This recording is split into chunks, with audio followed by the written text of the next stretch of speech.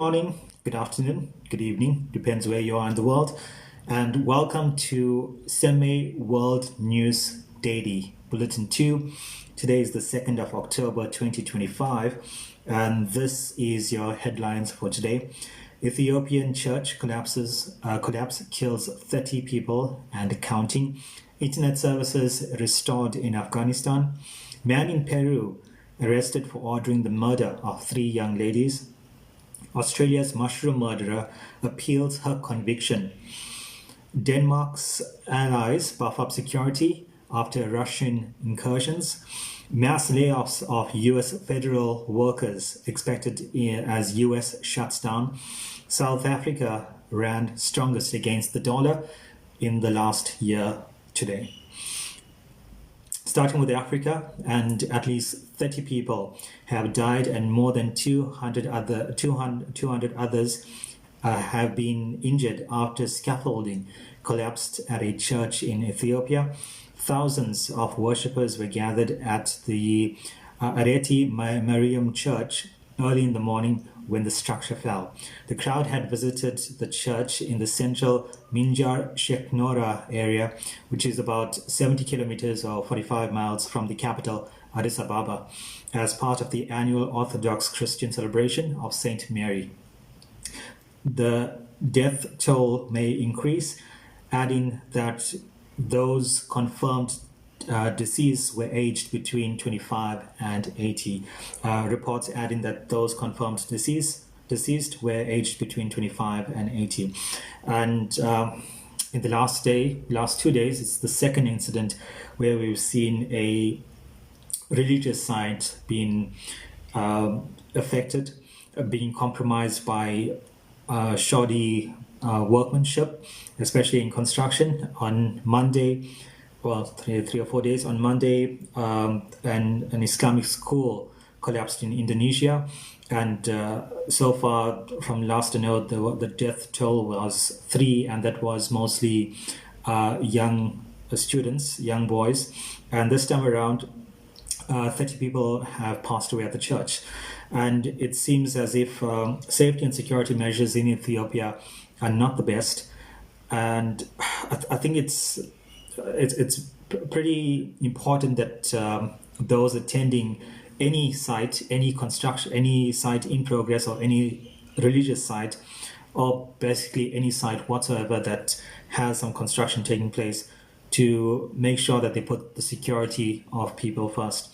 And as was the case with the Indonesian school that collapsed, it's very important to make sure that everything is up to spec when it comes to construction. And I think these countries need to have a closer look at this and tighten up as well when it comes to construction. Going to Asia now, and Afghans have taken to the street to rejoice in the restoration of internet and telecom services after the Taliban government shut them down, provoking widespread condemnation. Local reporters said communications were resuming, while internet monitor NetBlocks said network data showed a partial restoration of connectivity. A source close to the government confirmed that to BBC Afghan that the internet was back by order of the Taliban Prime Minister.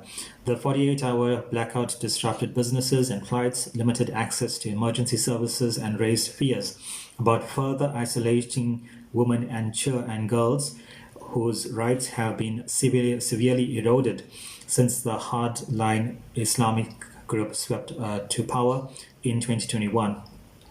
Look, in 2025, we are still having these issues where females, girls, women, teenagers are being suppressed and are not given the rights, the fair rights. And I will not be party to any sort of belief, I would say, or ideology that suppresses women. It may have been done in the past. We can look to the past and maybe not forgive, but understand why it was done in the past. But in current day, it's time that the world called for the liberation of women and girls throughout the world. And more so with the next story, and taking you to South America, police in Peru have arrested a man suspected of having ordered the killing of two 20-year-old women and a 15-year-old girl in Argentina. Now, what is wrong? I mean, what kind of people are these to actually go ahead with the killing of a young girl, a teenager, and two 20-year-old women as well, just out of the teens? There's nothing that these girls could have done that they deserved such a treatment or such a fate.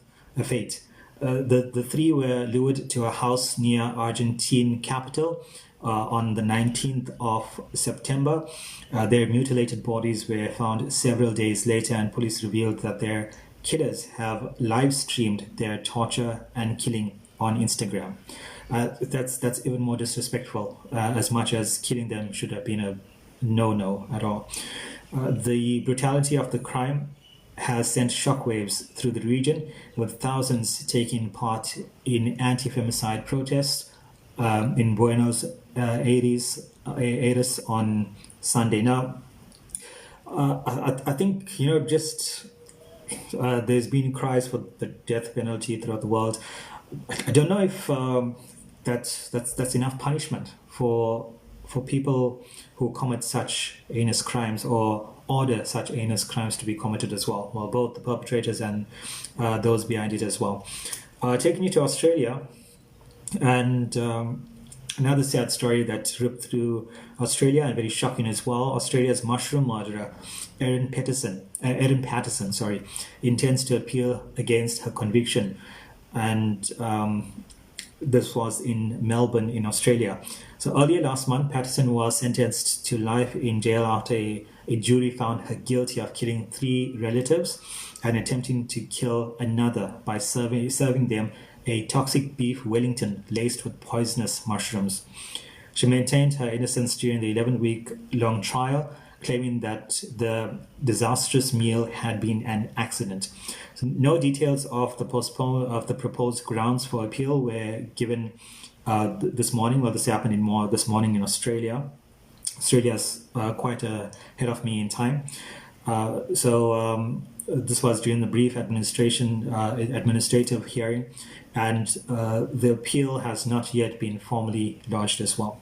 This is quite a case, and quite a sad case as well, where Erin Patterson murdered her in-laws as well as their the father-in-law's sister and her husband as well, or tried to murder the husband as well. They were all invited to a lunch where this Wellington was served. 4 of them were there, and 3 of them died. One of them did survive, but is still in recovery. Her husband was also supposed to have been there, but he didn't turn up, so he got saved. But very interestingly, he's come out and said that his wife has tried to, he suspected, kill him on 3 previous occasions using food. And he suspected about a few months before this dinner or lunch took place, where his parents and their relatives also attended, that she was trying to kill him. And that raises a huge question as to, why would he not warn his parents about what had happened? He said that he had spoken to some family members and had them know after his doctor suggested that, according to a diary that he was keeping of when he was falling ill after eating whatever it was, that his wife was trying to kill him. They did separate, I think it was in 2018, maybe a bit earlier than that, but they've still been living together. But he hadn't suspected that, her motives were to actually kill him, and didn't expect that she would even kill his family as well. But still, as much as she's guilty, I'd say a bit of a warning. And if someone was trying to kill me using food, and that person is going to invite my family or anyone else to supper or lunch, I'm going to raise some warning signs and have them not attend. But a very sad story, as well, and the couple have two children together as well. And it's they really do think about the impact that such cases have on their kids. Taking it down to Europe, and European leaders have met in Copenhagen, Denmark, under pressure to boost European defense after a series of Russian incursions into EU airspace and days after drones targeted Danish airports. Danish Prime Minister Mette Frederiksen reported from, and quote, "From a European perspective, there is only one country willing to threaten us, and that is Russia, and therefore we need a very strong answer back." The incursions have become more acute for countries on the EU eastern flank, such as Poland and Estonia. A number of member states have already backed plans for a multi-layered drone wall to quickly detect, then track and destroy Russian drones. Denmark is also hosting a broader European political community summit today, and international allies have lent support to ensure both events pass without incident. 10 allies are providing anti-drone and surveillance support, and among the countries contributing are Poland, the UK, the Netherlands, Finland, Sweden, and the US. A German frigate has also docked in Copenhagen. I really can't understand. I mean, USSR, Russia is such a massive country. It's so massive that if someone's living on the west of Russia is experiencing sunrise, the person living on the far east of Russia is experiencing sunset. So there are 11 time zones across Russia.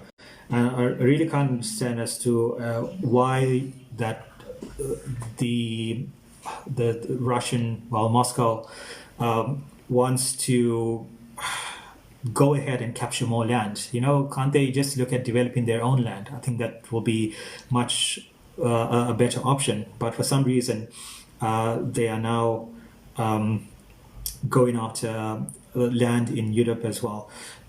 Doesn't make sense, but I guess that's the arrogance and ego of adults and adult leaders, and men especially. Let's take you now to North America, and mass layoffs for U.S. federal workers will begin, I think it starts by tomorrow, as lawmakers trade blame over the first government shutdown in almost 7 years. So the shutdown began yesterday after Republicans and Democrats in Congress failed to agree on a new spending plan before the midnight deadline. There is little sign that either side is willing to compromise, and a vote to end the shutdown failed just hours after it began. The Senate has since adjourned, raising fears that the shutdown could drag on and threaten hundreds of thousands of jobs, as well as risk costing the U.S. economy billions in lost output. Democrats want to secure guarantees on health care funding before they agree to a spending deal, whilst the Republicans want to use a stopgap measure to keep the government open until mid-November and funded at current levels. I'm not too sure why mid-November. I didn't look into that.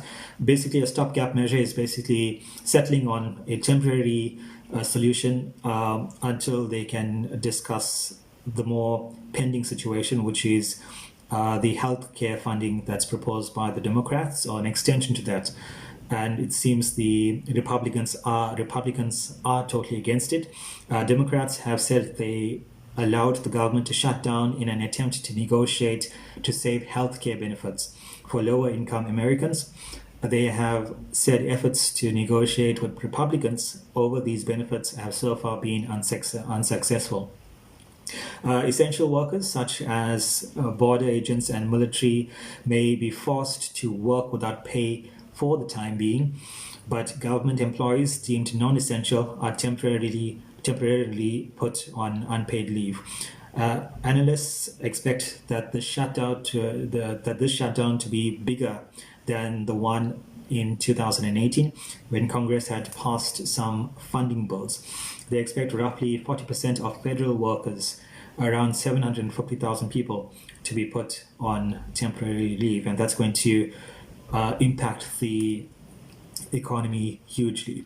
It seems as if the Republicans are taking the step to put these federal workers in a position where they are not earning, to sort of point fingers at Congress to say, okay, we are doing this because of you, because you can't agree that the healthcare funding is costing Americans much more, the American taxpayer. And I mean, if they are fighting for healthcare for the lower income earning Americans, this can only mean that it's going to be impacting on the richer Americans who can actually afford to absorb whatever taxes it is. So, not taking sides, I'm still going into the story, but for me, healthcare is something that's pretty important in a citizen's life, and we see many countries that don't actually consider proper healthcare for their citizens. And when it comes to a case where someone falls majorly ill, severely ill, sometimes the only option is death, and that is a violation of human rights in my book. Bringing you to South Africa, and the rand hit its strongest level against the US dollar in more than a year after data showed private sector jobs in the world's largest economy contracted last month, boosting expectations that the Federal Reserve will cut interest rates 2 more times this year.